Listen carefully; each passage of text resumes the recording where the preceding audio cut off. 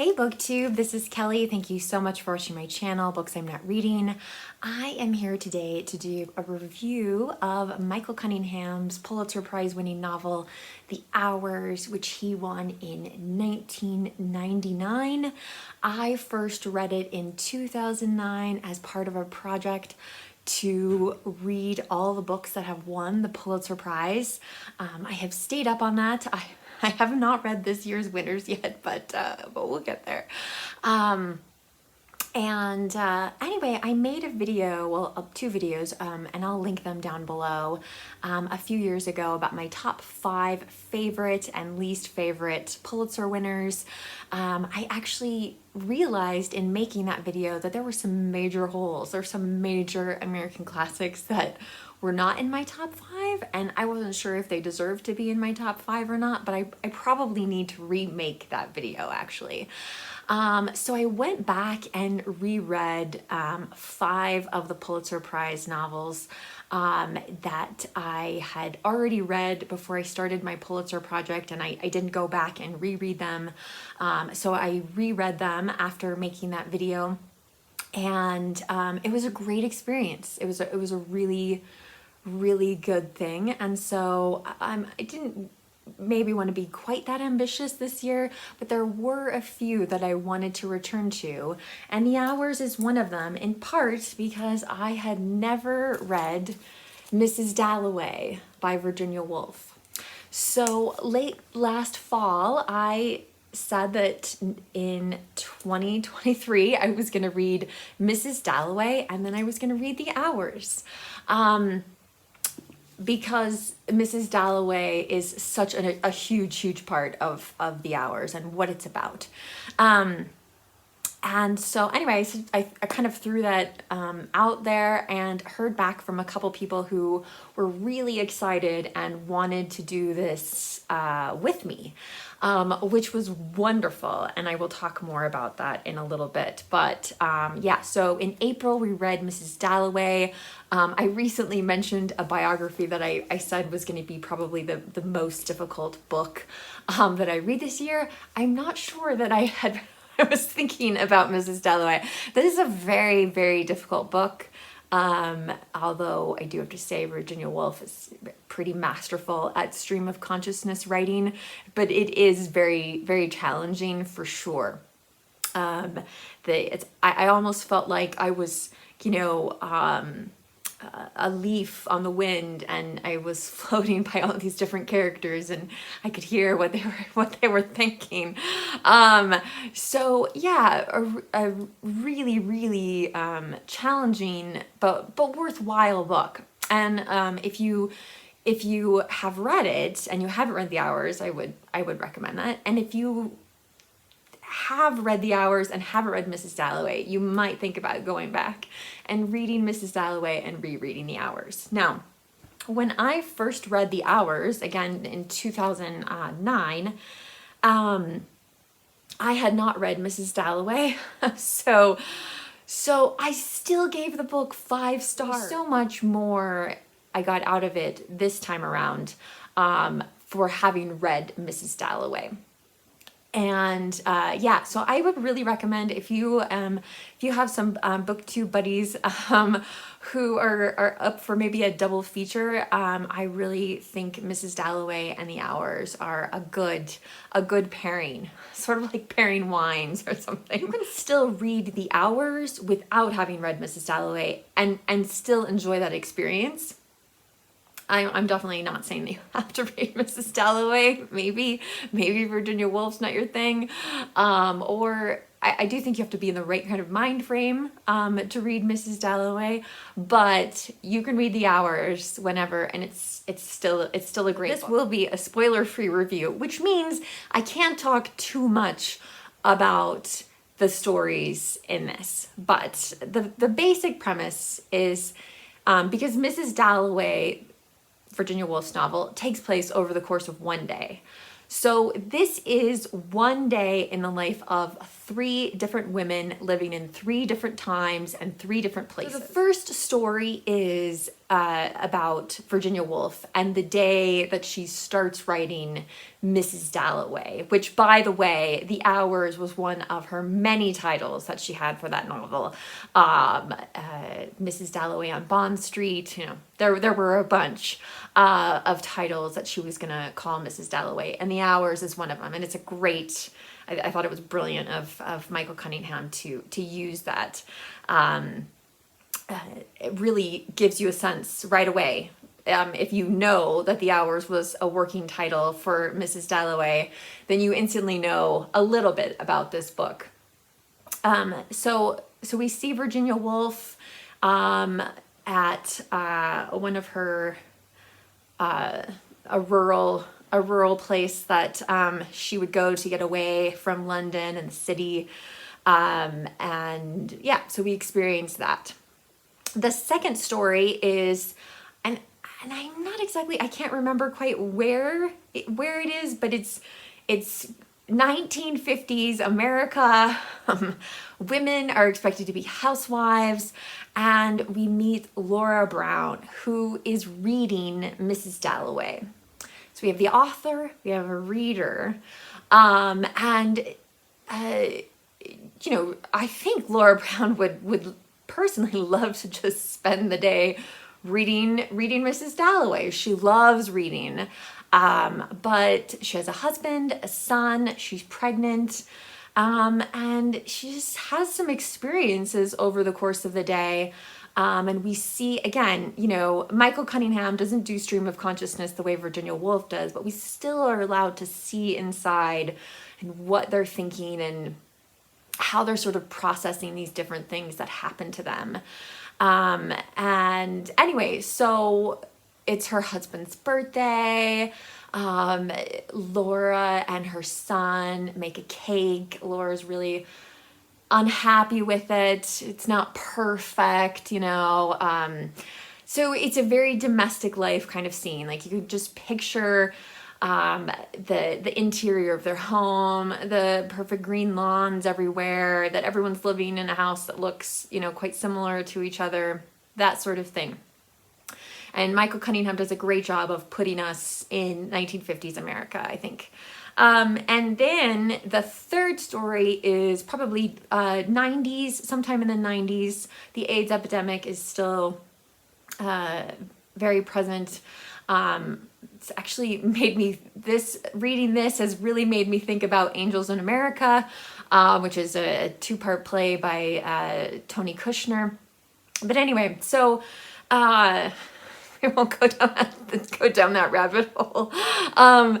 But so it's a woman named Clarissa, and who one of her friends calls her Mrs. Dalloway. So it's essentially a modern retelling of Mrs. Dalloway. And the movie, which was actually my first experience with The Hours, does a great job of splicing. You can see it in the trailer, the splicing of the three stories.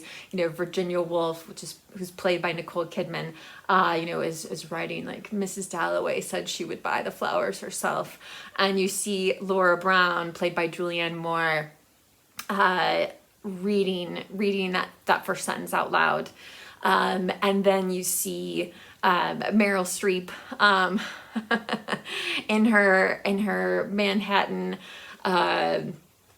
apartment and saying, you know, I think I'll buy the flowers for the party tonight. And I think Michael Cunningham, one of my buddy readers, sent us an article about the Laura Brown character, which I find very intriguing, and that he based that character in part, not completely, but in part on his mother. I don't think that she was very happy about that. It seems like she did feel, she'd never said that to him, but he could tell that she certainly didn't like his interpretation of her life.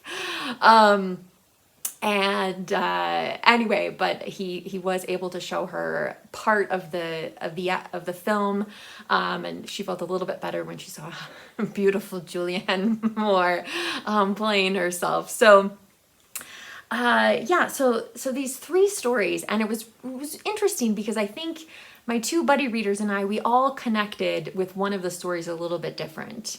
I myself, it was the Mrs. Dalloway section, the modern retelling, because I was so intrigued now, having finally read Mrs. Dalloway, as to, you know, which character or which event is taking place right now that happens in Mrs. Dalloway, which definitely can take you out of a book, I suppose, at times. But I just found it really fascinating how in one scene we see a character and we're like, oh, that's who this is. Like, this is so and so. And then in another scene, you're like, oh no, like in this scene, are actually, you know, people aside maybe, I don't even know if Clarissa is always Mrs. Dalloway in that part of the book, but it is fascinating to see Michael Cunningham, how well he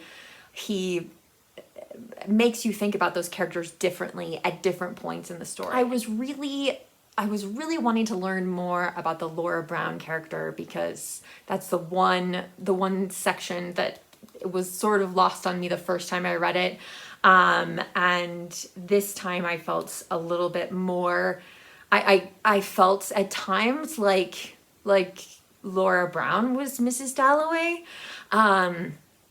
Even though that's not like the section of the book that's the reinterpretation, but I thought it was really, I thought some of the things he did with her character were really interesting. And I had forgotten some of the things that happened to her toward the end of the book. When we were reading Mrs. Dalloway, which, don't get me wrong, like that is it's a good book to do as a buddy read, because it will help you get through it. It will help you along the way.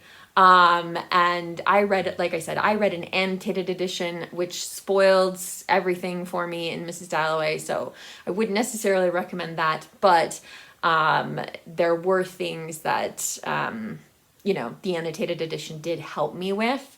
But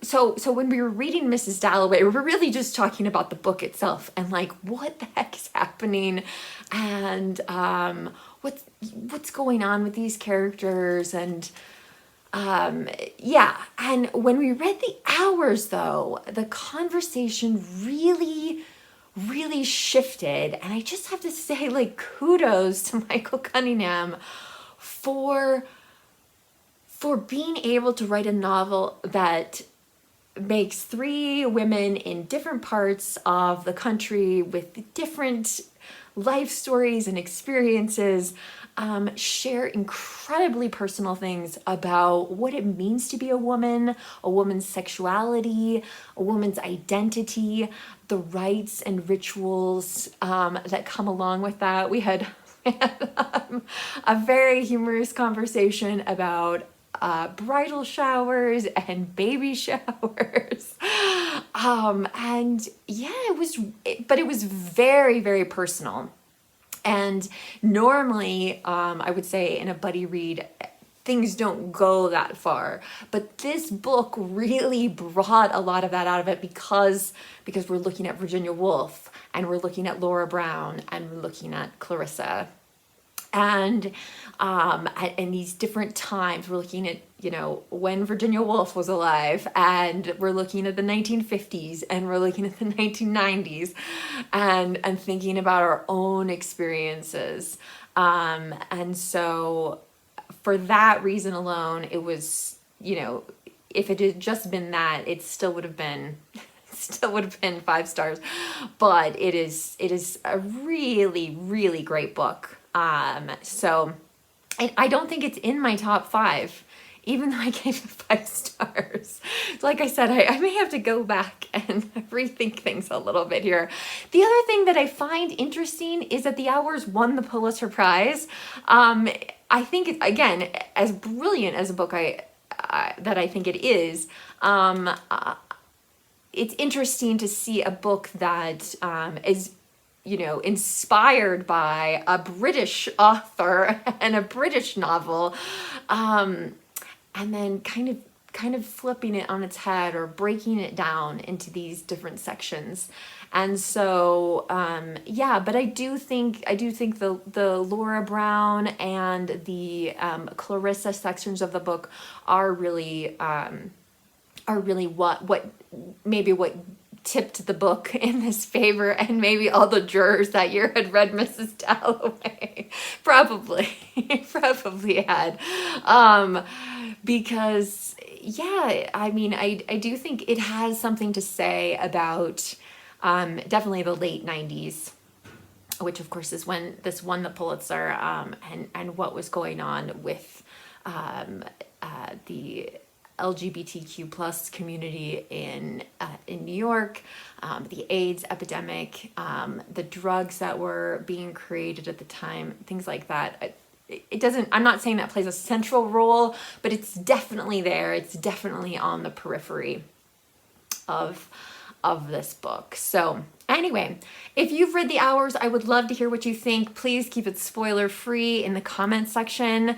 If you haven't read The Hours, let me know if that's something that's on your TBR.